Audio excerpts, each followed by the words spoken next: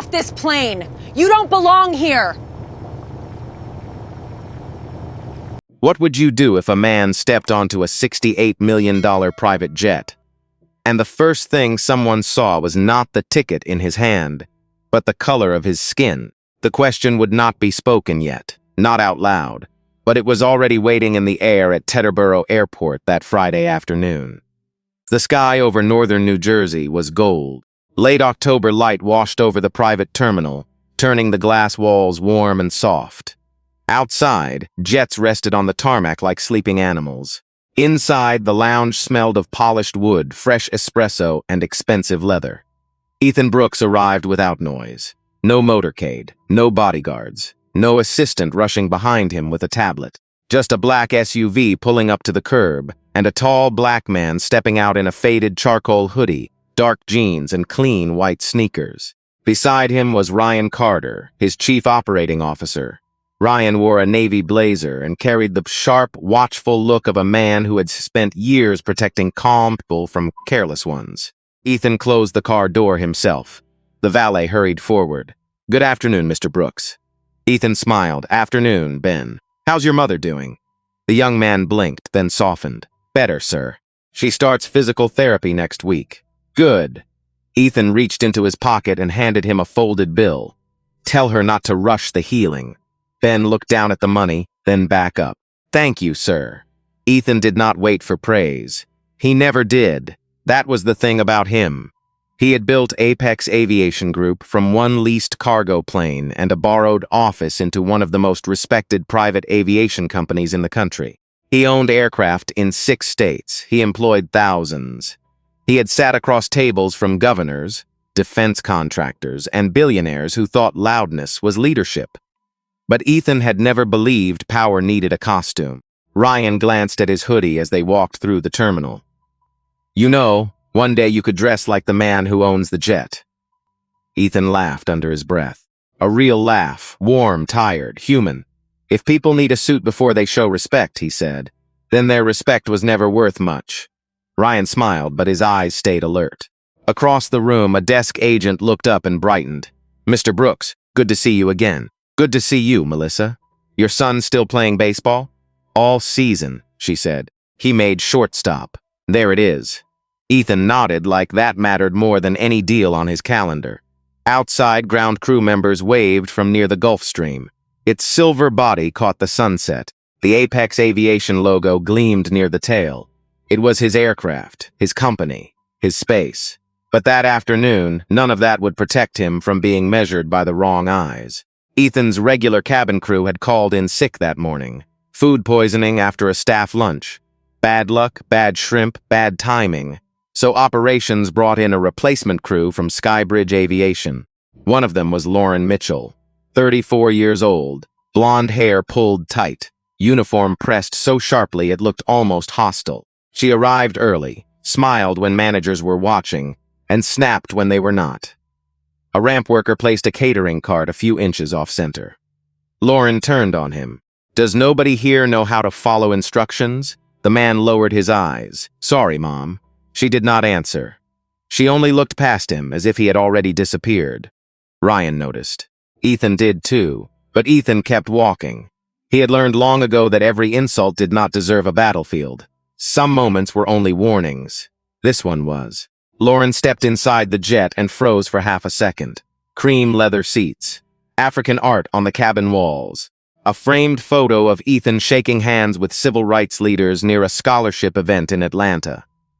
She glanced at the photo. Her mouth tightened. Not enough for most people to notice. Enough for Ethan to feel it later, when he would replay the day in his mind and realize the story had already begun, before he ever climbed the stairs. At 4:15, Ethan Brooks reached the aircraft door. He adjusted the strap of his worn leather messenger bag, took one quiet breath, and stepped into his own plane. Lauren heard the footsteps before she saw his face. They were slow, unhurried. The kind of steps a person takes when he is not asking permission to enter. She turned from the galley with a crystal glass in one hand and a folded linen napkin in the other. Then she saw Ethan Brooks standing in the doorway. For one small second, her face went blank, not confused exactly. Correcting itself, her eyes moved over him. Hoodie, jeans, sneakers, worn leather bag, dark skin, no watch shining at his wrist, no tailored suit, no assistant behind him carrying documents. Her smile disappeared before she could stop it. "Excuse me," she said. Ethan paused at the entrance, one hand still on the frame of the cabin door. Behind him, the late afternoon sun threw a clean gold line across his shoulder. "Yes?" Lauren stepped into the narrow aisle, blocking the way. "Can I help you?" The words were polite. The tone was not. Ryan stopped behind Ethan, close enough to hear every breath. He looked from Lauren to Ethan and waited. Ethan did not sigh. He did not roll his eyes. He did not give her the reaction she had already prepared herself to dislike. "I'm boarding," he said. Lauren glanced past him toward the tarmac. "Are you with ground services?" A small silence settled in the cabin. The engines were off. The air system hummed softly. Somewhere outside, a baggage cart beeped as it backed away. Ethan had heard that question before. In hotel lobbies, in private clubs, at charity dinners where his name was printed on the wall behind the stage. The words changed, but the meaning never did. "You do not match the room." "No," Ethan said. "I'm the passenger." Lauren's fingers tightened around the glass. "This aircraft is reserved for a private client." "I know, and we have strict procedures." "I understand procedures." Her chin lifted. "Then you should understand why I need identification." Ryan's jaw moved once. He wanted to speak, but Ethan raised his hand slightly. "Not now." Ethan reached into his messenger bag. Slowly and clearly, the way black men learn to move when someone has already decided they are a threat.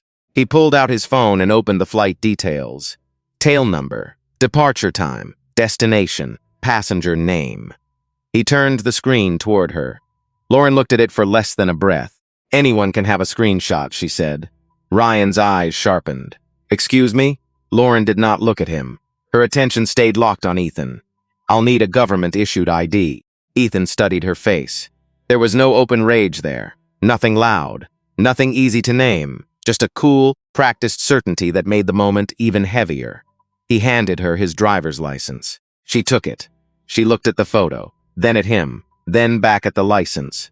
Her eyes paused on the address in Alpine, New Jersey, a place where gates were taller than most houses, and houses had names instead of numbers. Something flickered across her face. Doubt. Then resentment. Those two feelings fought for space in her eyes. Ethan waited with his hand extended. Lauren kept the license. 10 seconds passed. 15. Ryan finally stepped forward. "Is there a problem?" Lauren turned slightly, still holding the ID. "I'm verifying." "With who?" Ryan asked. "With dispatch," she said. She pulled out her phone and tapped the screen hard, as if each touch proved she was in control. "Hi, this is Lauren Mitchell on the Teterboro assignment," she said, loud enough for the cabin to hear. "There's a gentleman here claiming to be the client." Claiming. The word landed quietly. That was how these things often worked. Not with shouting. Not at first. Just one word placed carefully enough to cut. Lauren listened, eyes still on Ethan. "Yes. He has identification, but something feels off. I just want to make sure we're safe." "Safe." Ryan's expression changed. Ethan's did not, but inside him, something old stirred. Not anger first. Weariness. The deep kind. The kind built from years of being treated like danger in places he had earned the right to stand. The dispatcher's voice was faint through the phone. Lauren's face tightened. "Yes," she said, then quieter. "I understand." She ended the call. For a moment, no one moved. She handed the license back without meeting Ethan's eyes. "All right," she said. "You can sit down. Not welcome aboard." "Not sorry, Mr. Brooks. Just permission." On his own plane. Ethan took the license, slipped it back into his wallet, and walked past her. Ryan followed, his shoulders stiff. As Ethan lowered himself into the cream leather seat near the window, he looked out at the runway lights, beginning to glow in the falling sun. His face remained calm. But behind his quiet eyes, a clock had started ticking. Lauren moved through the cabin like nothing had happened. That was the part Ryan noticed first. Not the insult, not the delay, not even the word safe. It was the ease with which she returned to work after using a man's dignity like a checkpoint. She opened drawers, checked glasses, adjusted silverware. Her hands were steady. Ethan sat by the window, looking out over the tarmac. His messenger bag rested near his feet. The red and gold sunset stretched across the glass, soft enough to make the world look kind. Ryan lowered himself into the seat across from him. "You okay?" Ethan did not answer right away. A fuel truck rolled past outside. 2 ramp workers laughed at something near the wing. Life kept moving. That was always the strange thing after disrespect. The world did not stop to acknowledge it. "I'm fine," Ethan said. Ryan leaned closer. "You don't have to be." Ethan turned from the window. For a second, his calm cracked just enough for Ryan to tie the tired man underneath the billionaire. "I know." Then it was gone. Lauren approached with a tray. 2 glasses of sparkling water sat on linen napkins, bright with ice and lime. She stopped beside Ryan first. "Sparkling water, sir?" she asked, her smile thin but present. Ryan looked at the glass, then at Ethan. "Did Mr. Brooks ask for one?" Lauren's smile tightened. "I'm beginning service." "That wasn't my question." The cabin went quiet in that small, private way. The younger attendant, Mark Ellison, paused near the galley. He was 27, nervous, decent, and trying not to look like he was watching. Lauren placed the glass beside Ryan. "I'll get to him." Ethan spoke before Ryan could. "Sparkling water is fine. Thank you." Lauren did not turn toward him. "As I said, I'll get to it." She walked away. Mark looked down at his hands. He knew what he had seen. But knowing and speaking were different things. He had rent due, student loans, a mother in Ohio who still thought private aviation was a lucky break. His throat moved as he swallowed the words he should have said. Ryan watched him. Then Lauren reached down and picked up Ethan's leather messenger bag. Ethan's eyes shifted. The bag was old, soft at the corners, darkened from years of travel. It had belonged to his father first, a high school science teacher who carried papers in it until the stitching gave out. Ethan had paid to repair it after his father died. He carried it on every important flight. Lauren lifted it with 2 fingers, as if it were something left behind by mistake. "I'll stow this," she said. "It can stay under the seat," Ethan replied. "It's in the way, it isn't." She looked at him then. Full eye contact, cold, flat. "Sir, I'm responsible for cabin safety." Ryan's hand closed around the armrest. Ethan held Lauren's gaze, then handled it carefully. Lauren smiled, not kindly. She turned and tossed the bag into the overhead bin. It hit the inside wall with a dull thud. The sound was small, but it struck Ethan harder than he expected. For half a second, he saw his father at their kitchen table in Newark, grading tests under a yellow lamp. Saw the old man rubbing tired eyes. Saw the way he used to say, "Son, people may refuse to see you. Do not help them by disappearing." Ethan inhaled slowly. Ryan stood halfway. "Enough." Ethan lifted 1 finger. Ryan stopped. Lauren closed the bin with a sharp click. All set. Mark took 1 step forward from the galley. "Lauren, I can handle the rest of the setup if you want." She turned on him. His face reddened. "No." "Then finish the ice." He retreated, shame pulling his shoulders inward. Lauren crossed to the climate panel near the front of the cabin. She pressed a button, then another. The air changed within minutes. Cool became cold. Ryan rubbed his hands together. "Did you lower the temperature?" Lauren did not look back. Private clients often prefer a cooler cabin. Ethan gave a soft laugh. It had no humor in it. Lauren heard it. "Something funny?" Ethan looked at her, calm again, almost gentle. "No," he said, "just familiar." That word reached Mark in the galley. Familiar. He looked at Ethan, then at Lauren, and something inside him shifted. Not courage yet, but discomfort had become recognition. Lauren returned with a small tray for Derek's empty seat, then corrected herself when she realized there was no Derek in this version of the afternoon. No one for her to perform kindness toward except Ryan. She offered Ryan a warm towel. She offered him a second drink. She asked whether he preferred still or sparkling. Ethan waited. No water came, no towel, no apology. Only the steady hum of the cabin and the growing cold around his arms. Finally, Ethan turned toward Lauren as she passed. "Could you tell me when meal service begins?" She stopped, slowly. Then she looked down at him as if the question itself offended her. "Meal service," she repeated. "Yes," her lips curved. "Sir, I don't know who cleared you to stay on this aircraft, but this plane is reserved for the owner. Once we confirm the situation fully, you may not be continuing with us." Ryan stood. This time, Ethan did not stop him fast enough. "What did you just say?" Ryan asked. Lauren squared her shoulders. "I said we need to confirm who is authorized to be here." Ethan rose slowly from his seat. Not fast, not threatening, just standing. The cabin seemed to shrink around him. His voice was low. "I told you who I am." Lauren's face hardened. "And I told you," she said, "I have a responsibility to protect this aircraft." Ethan looked at the Apex logo stitched into the headrest beside him. Then back at her. "You are standing on my plane," he said. Lauren gave a short, sharp laugh, and that laugh changed the air. Lauren's laugh was not loud, but it was sharp enough to cut through the cabin. Ryan stared at her like he could not believe she had chosen that sound. Mark froze near the ice drawer, one hand still holding the metal scoop. Outside the oval windows, the tarmac lights had begun to glow blue against the falling evening. Ethan did not move. Lauren folded her arms. "Your plane, yes," Ethan said. She tilted her head. "And I suppose you built the whole company, too." "I did." The answer was so plain that it should have ended the conversation. It did not. Lauren looked him up and down again. This time, she did not even try to hide it. "Sir, I have worked private charters for over a decade. I know what owners look like." Ryan stepped into the aisle. "You may want to stop talking." Lauren turned to him with a tight smile.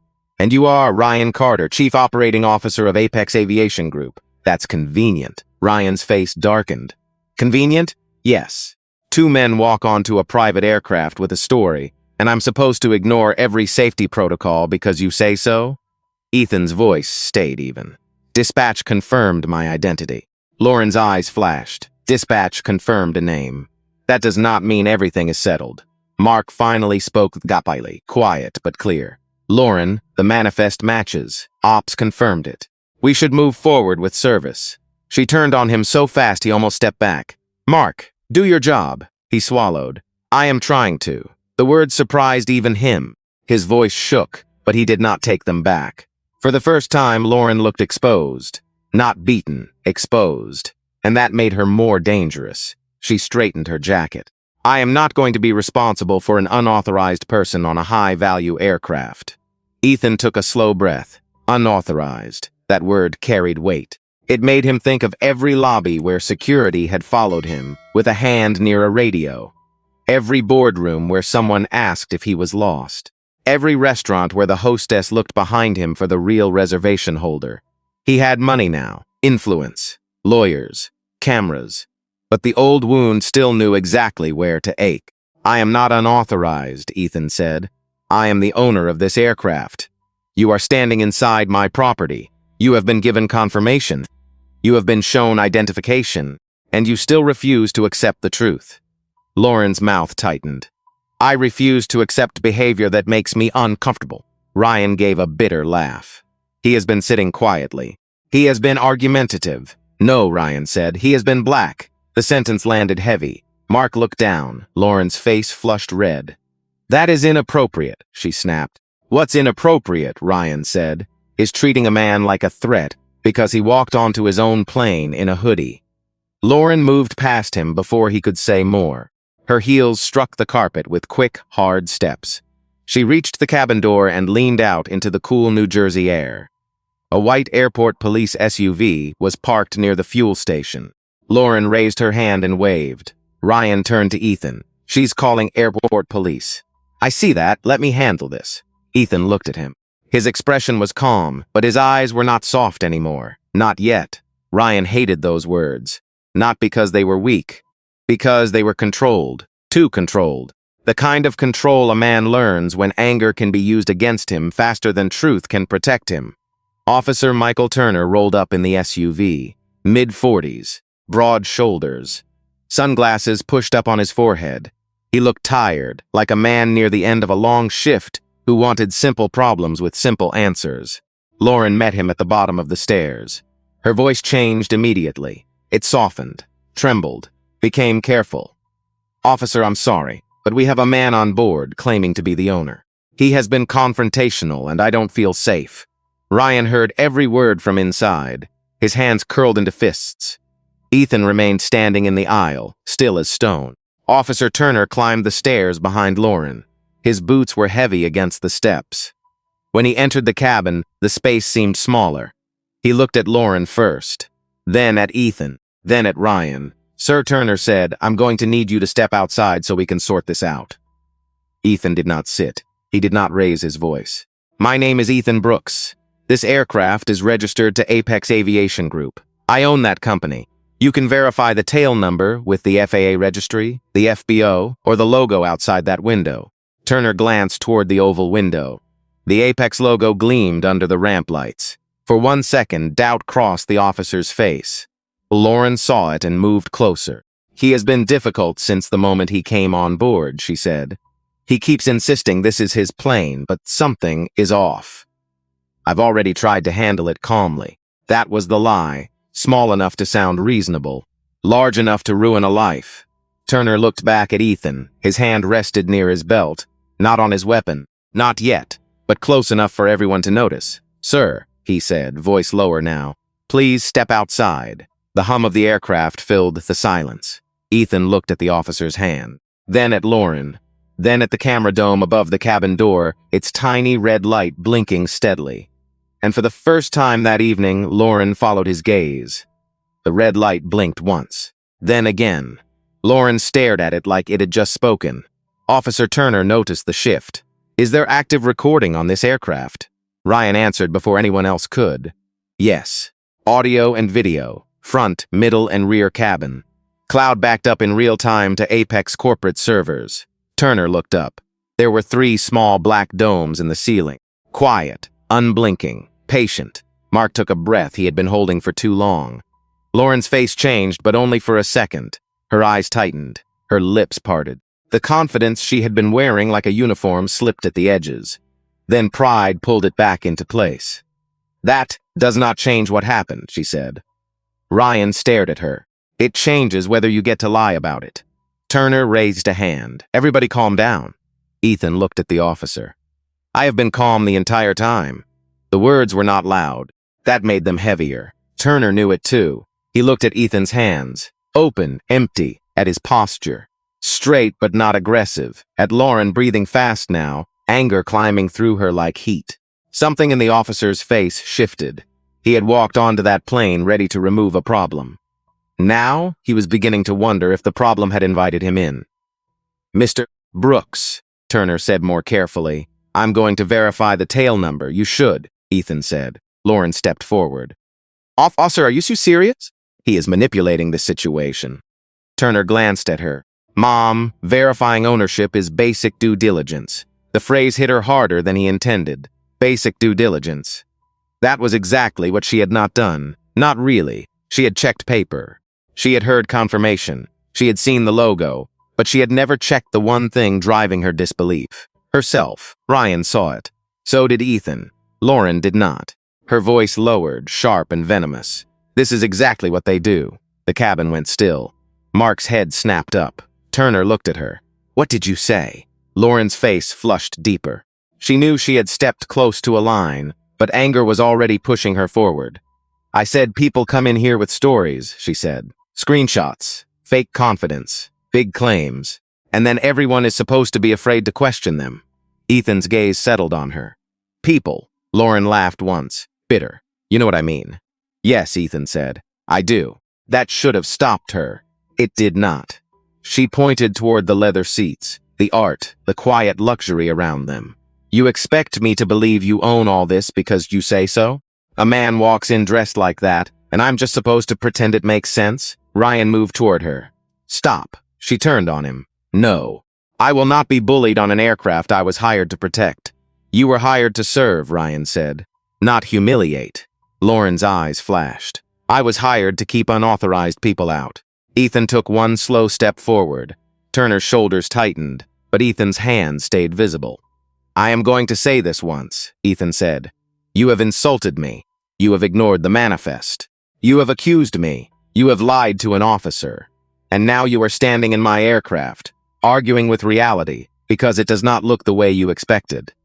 Lauren's jaw trembled. Not with fear, with fury. For people like Lauren, accountability felt like attack. Correction felt like disrespect. The truth felt like humiliation because it left no room for the story she had built in her head. Mark stepped out of the galley. His voice was quiet. "Lauren, please, just stop." She spun toward him. "You stay out of this." Then she looked back at Ethan, and the mask fell. "You people always have some explanation," she said. "Some reason everyone else is wrong. Maybe you bought it. Maybe someone handed it to you. Maybe you found a way into places you were never meant to be." The words poisoned the cabin. Turner's face hardened. Ryan's breathing changed. Mark looked sick. Ethan stood perfectly still. There are moments when anger would be easier than dignity. Anger gives the body somewhere to put the pain. Dignity asks it to stay inside and burn clean. Ethan chose dignity. "Get off my plane," he said. Lauren blinked. "Excuse me, you heard me." Her hand moved before thought could catch it. Fast, open palm. A sharp crack split the cabin. Ethan's head turned slightly with the impact. The sound seemed to hang in the air after it happened, wider than the space itself. Mark gasped. Ryan lunged forward, then stopped himself with both fists shaking at his sides. Turner froze. A red mark began to rise across Ethan's cheek. Lauren stood there, breathing hard, her palm still lifted as if even she did not understand what she had done. Ethan did not touch his face. He did not shout. He did not step back. He slowly turned his head toward the camera above the aisle. The red light blinked. Then he looked back at Lauren's and smiled. Lauren did not understand the smile. Not at first. She expected rage, a shout, a hand raised back, something ugly enough to wrap around her mistake and make it look like self-defense.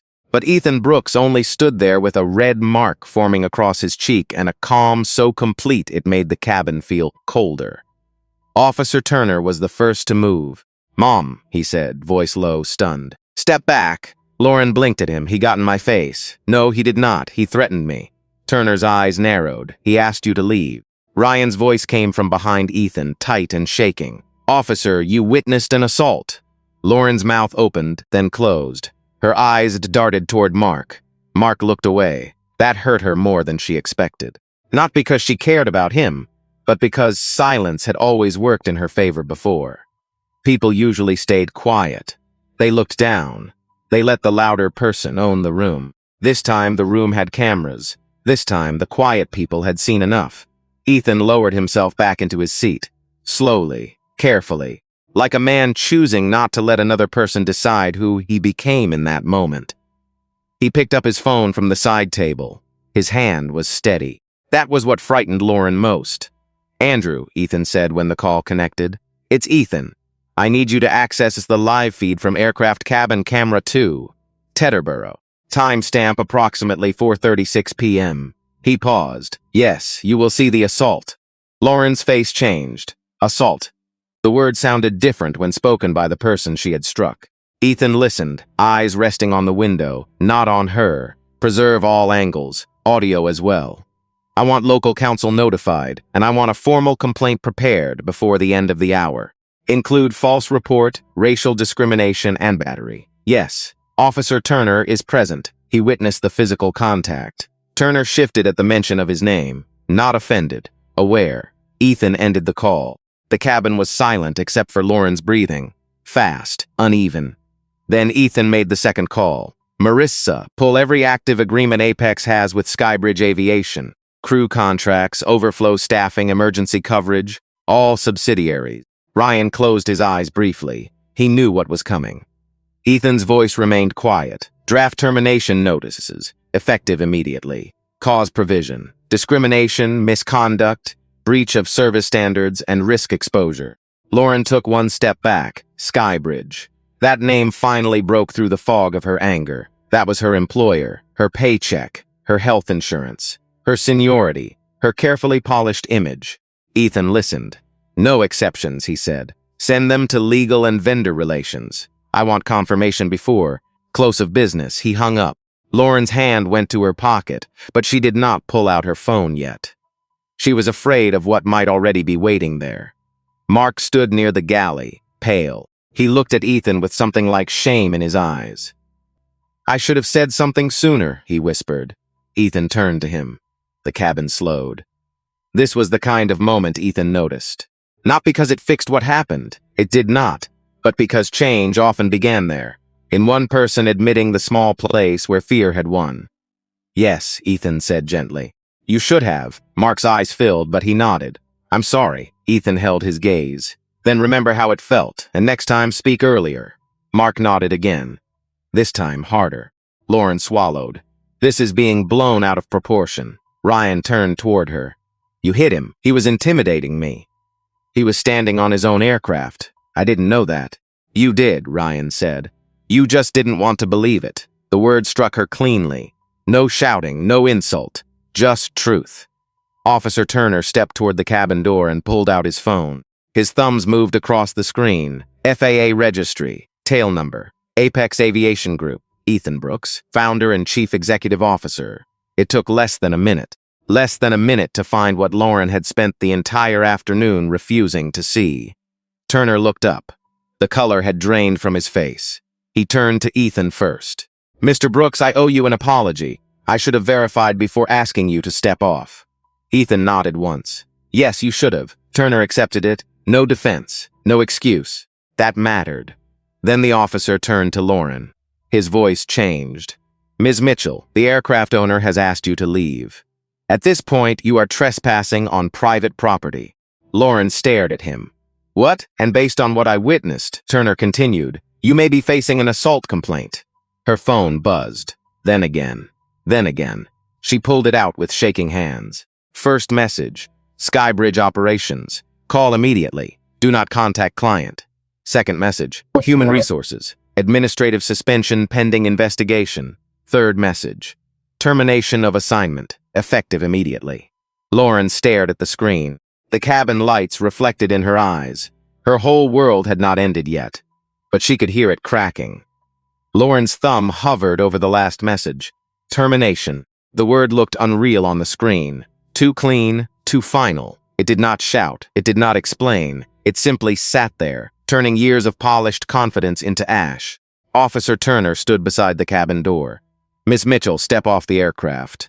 Lauren lifted her head slowly. You can't be serious. I am. I was doing my job. Turner's face tightened. Your job did not include striking a passenger. He is not just a passenger, Ryan said. He is the owner you refuse to recognize. Lauren shot him a look filled with panic and hate, but the hate had lost its strength. It had nothing left to stand on. Mark moved aside as she passed. He did not look at her. That silence wounded her more than if he had cursed. It told her she was alone now, not because people had turned against her, but because the truth had finally stepped into the room. She walked down the aisle on legs that felt hollow. At the cabin door, she looked back. Ethan sat by the window with a cold bottle of water pressed gently to his cheek. His posture was composed, but the red mark on his face had deepened. He did not look triumphant. He looked tired. That was what stayed with Mark. Not the power, not the money, the tiredness. Lauren stepped onto the air stairs. The evening air hit her face, cool, sharp, full of jet fuel and fallen leaves. Below, 2 ramp workers had stopped near a fuel cart. One of them recognized the look of trouble and lowered his eyes. The other watched quietly, phone in hand but not recording yet. Turner followed her down. At the bottom, he stopped and pulled out his notepad. His voice became official. Lauren Mitchell, based on what I personally witnessed inside that aircraft, I am detaining you, pending an assault complaint and a report of false statements made to airport police. Her face went slack. Detaining me? Yes, Mom. No. No, I didn't mean to hit him. I was scared. Turner looked at her for a long second. Scared people usually move away. They do not step forward and slap someone who is standing still. Her breathing broke. He provoked me. He spoke calmly. He made me feel unsafe. Turner's eyes narrowed with regret. Not sympathy, regret. He had nearly accepted that same word without proof. Feeling uncomfortable is not the same as being unsafe, he said. And it is not a license to hurt someone. That sentence landed in the cold air between them. For the first time, Lauren had no answer. The handcuffs came out quietly. No drama. No shouting. Just metal and procedure. The click sounded small against the wide tarmac, but to Lauren it was louder than the engines of every jet around her. She began to cry then, not graceful tears, not the kind that softened a face. These were frightened, broken sobs, the kind that came when consequences arrived faster than denial could explain them away. Please, she whispered. I just lost my job. I have rent. I have bills. Please. Turner guided her toward the SUV. Then you should have thought about that before you put your hands on another human being. The ramp worker with the phone finally raised it. Not close, not mocking, just documenting what the cameras had already seen. Back inside the jet, the cabin felt different. Still luxurious. Still quiet, but changed. Ryan sat across from Ethan, elbows on his knees, hands clasped tight. You okay? Ethan gave a short nod, then shook his head. Ryan understood. Both could be true. I'm not hurt bad, Ethan said. That's not what I asked. Ethan lowered the water bottle. For a moment, he looked older than 52. Not weak. Just worn by something that money could not buy his way out of. I'm tired, Ryan. Ryan said nothing. Ethan looked out the window as Turner's SUV pulled away with Lauren in the back seat. Not tired of her. People like her come and go. I'm tired of having to stay calm so the truth can survive. Ryan's eyes softened. That was the part most people never understood. Calm did not mean painless. Composure was not the absence of anger. Sometimes it was the last shield a person had left. Mark approached slowly from the galley. His hands were shaking. Mr. Brooks, he said, voice low, I will give a statement. A full one. What she said, what she did, all of it. Ethan looked at him. Thank you. Mark swallowed. I should have protected the standard before it was broken. Ethan studied him, then nodded once.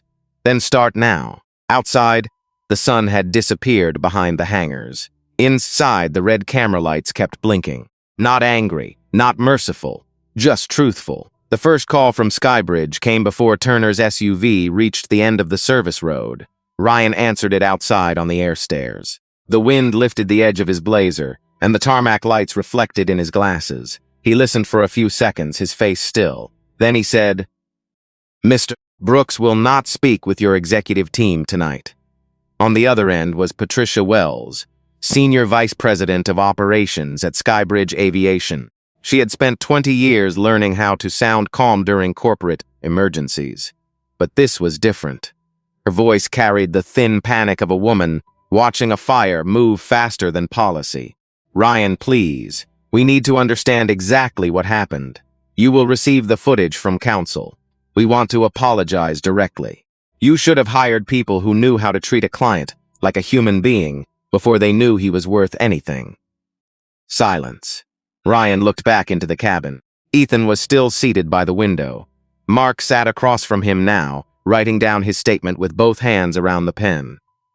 Ryan lowered his voice. This is not a service complaint, Patricia. This is an assault. It is also a failure of supervision. And if your first instinct is damage control instead of accountability, then you are already behind. He ended the call. Inside the terminal, news had not broken yet. Not publicly. But private aviation was a small world. Smaller than people thought. A ramp worker had texted a supervisor. A supervisor had called someone at the FBO. Someone at the FBO knew someone at Skybridge.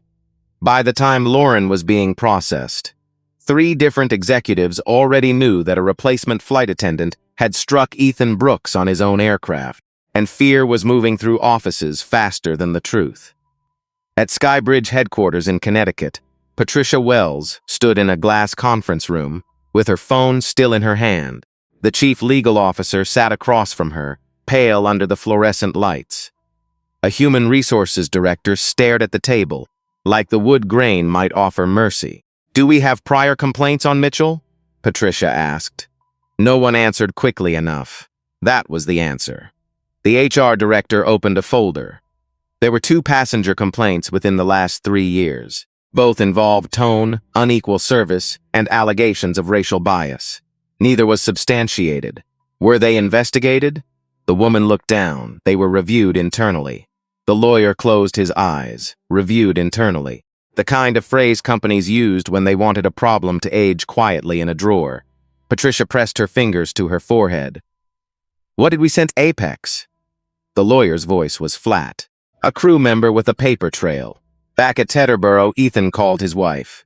He waited until Ryan returned. Waited until Mark stepped away. Waited until the cabin was quiet again.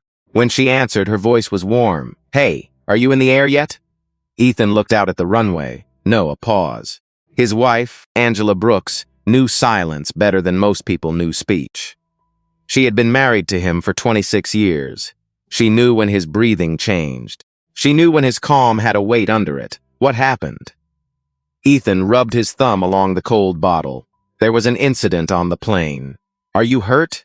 He looked at his reflection in the darkening window. The bruise was visible now, not terrible, but real, not badly. That is not an answer. He closed his eyes. That was why he loved her.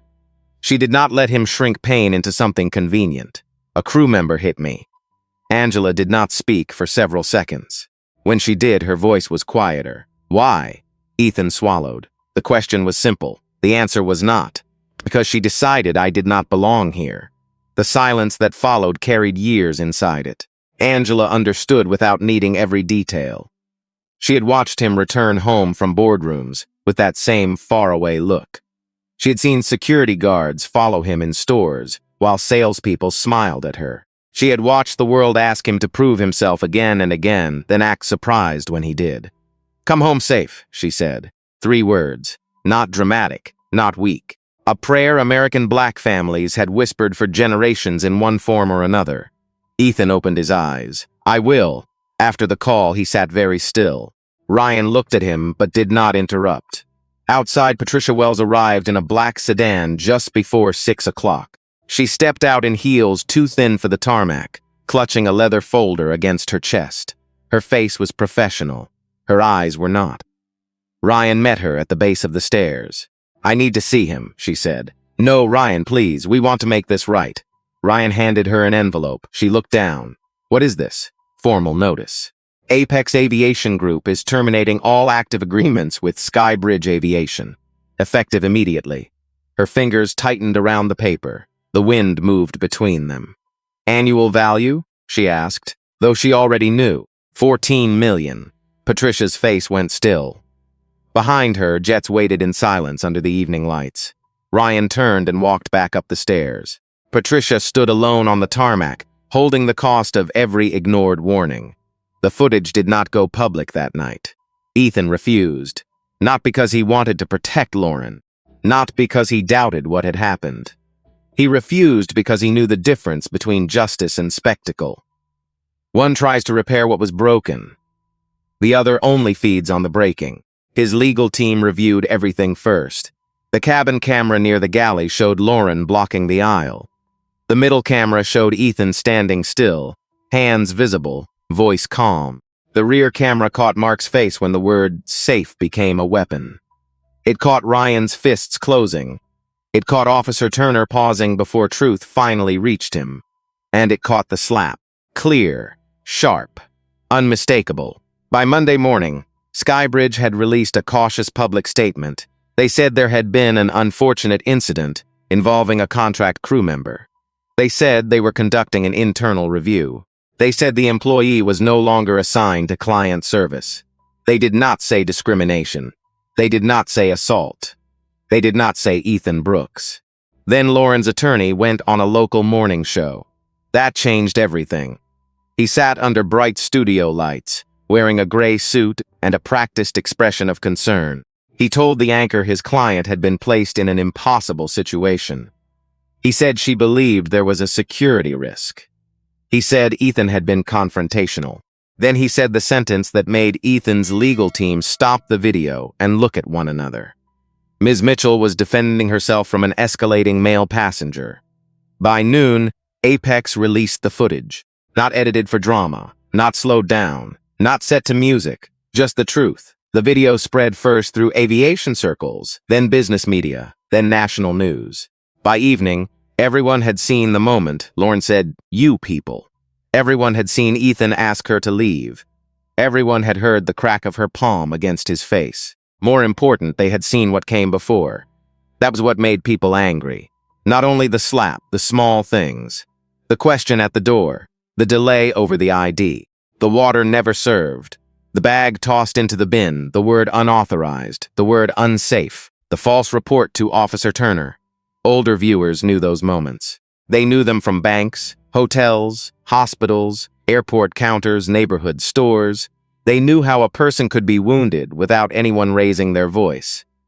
Within a day, Skybridge's phones were flooded. By Wednesday, 3 major clients suspended contracts. By Friday, 7 more requested audits of prior complaints. By the end of the second week, Skybridge had lost more than $40 million in projected annual revenue. Charter brokers walked away. Corporate accounts froze payments. Insurance carriers asked questions that made executives sweat. But the worst damage came from inside the files.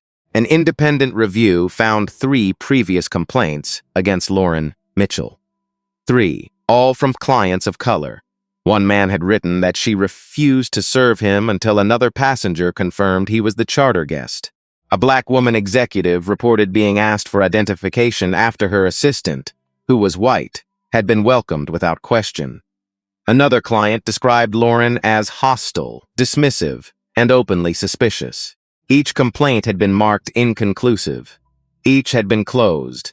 Each had been forgotten by the company, not by the people who filed them. Patricia Wells resigned before the month ended. The chief executive of Skybridge held a press conference with trembling hands and careful language. He promised reform, independent oversight, bias training, a new reporting structure, client protection standards. Some people believed him. Most did not. Ethan watched the apology from his kitchen table. Angela sat beside him, her hand resting over his. When the CEO said, "This does not reflect who we are," Ethan turned off the television. Angela looked at him. "You okay?" He leaned back in the chair. The bruise had faded to a faint shadow. "They always say that." "What?" "That one person does not reflect the company." Angela squeezed his hand, but the files did. Ethan nodded. That was the truth. One person had struck him, but a system had protected her long enough to make it possible. Later that afternoon, Officer Turner's letter arrived. 2 pages, handwritten, no lawyer language, no excuses. He wrote that he had accepted Lauren's fear too quickly. He wrote that he had seen Ethan's calm, but still treated Lauren's version as the starting point. He wrote that he was ashamed. Ethan read it twice, then folded it carefully. Ryan, sitting across from him, asked, "Are you going to respond?" Ethan looked at the letter. "Yes," he said. "Accountability should be met when it is real." Outside the window, autumn leaves moved across the yard in a quiet wind. For the first time since Teterboro, Ethan took a full breath. 3 months after Teterboro, Ethan Brooks walked into a federal hearing room in Washington, D.C., wearing the same charcoal hoodie. Not a suit, not armor, the hoodie. The cameras clicked the moment he entered. Senators looked up from their notes. Reporters leaned forward. Behind him sat Ryan Carter, Angela Brooks, Mark Ellison, and a row of young aviation students from historically black colleges who had been invited by Ethan himself. Ethan took his seat at the witness table. The room went quiet. Across the country, people knew the video now. They knew Lauren Mitchell had pleaded guilty to simple assault and making a false statement to airport police. They knew she received probation, community service, and a permanent ban from contract cabin service. They knew Skybridge had settled the civil claim and agreed to outside oversight. They knew Apex had taken its business elsewhere. But Ethan had not come to Washington to talk about revenge. He came to talk about what almost never gets recorded. The senator adjusted his glasses. "Mr. Brooks, what do you want this committee to understand?" Ethan looked down for a second. His hands rested flat on the table. The microphone caught his breath. Then he looked up. "I was struck on my own aircraft," he said. "But I had cameras. I had lawyers. I had resources. I had a name people could search. My question is simple. What happens to the man who has none of that?" No one moved. The words did not need volume. They had weight, he continued. Respect cannot depend on what someone is wearing. Safety cannot become a word people use when they mean discomfort. And authority without humility is dangerous. On an aircraft, in a hospital, at a bank, anywhere. Mark sat behind him, eyes lowered. That sentence stayed with him. Authority without humility is dangerous. He wrote it down on the back of the hearing program and kept it for years. When the hearing ended, Ethan did not stop for every camera. He shook hands with the students instead. One young man, barely 20, stood in front of him with nervous eyes. "Mr. Brooks," he said, "I want to fly, but sometimes I wonder if this industry has room for people like me." Ethan looked at him for a long moment. Then he said, "Then we will make room." That promise became the Henderson Brooks Aviation Fund, named for Ethan's father and Angela's mother. The settlement money did not go into Ethan's accounts. Not $1. It went to scholarships, flight training, legal aid for travelers facing discrimination, mentorship for young black and brown entrepreneurs who wanted to build in aviation instead of just survive in it. The first class had 32 students. Ethan attended their orientation himself. No speechwriter, no polished slogan. He stood in a hangar with sunlight falling across the concrete floor and told them, "You do not need permission to belong in a place your work has earned. But when you get there, hold the door open for someone behind you." Ryan became president of Apex's new charter division. Every employee went through training that was not just a video and a checkbox. They practiced real scenarios. They learned how bias hides in tone, in hesitation, in who gets believed first. Mark Ellison helped build the program. He almost quit aviation after Teterboro. Ethan told him not to. "Leaving is your right," Ethan said. "But staying and changing something is also a kind of courage." So Mark stayed, and he spoke earlier. As for Officer Turner, he completed retraining and later taught a workshop on verification before escalation. He opened every session with the same sentence. "The worst mistake I almost made began with believing fear before I checked facts." Lauren Mitchell disappeared from the industry. Some said her punishment was too harsh. Others said it was not enough. Ethan never joined that argument. He did not need her destroyed to feel whole. He needed the truth named. He needed the system corrected. He needed the next person protected. On the first anniversary of the incident, Ethan returned to Teterboro. Same jet, same autumn light, same worn leather bag.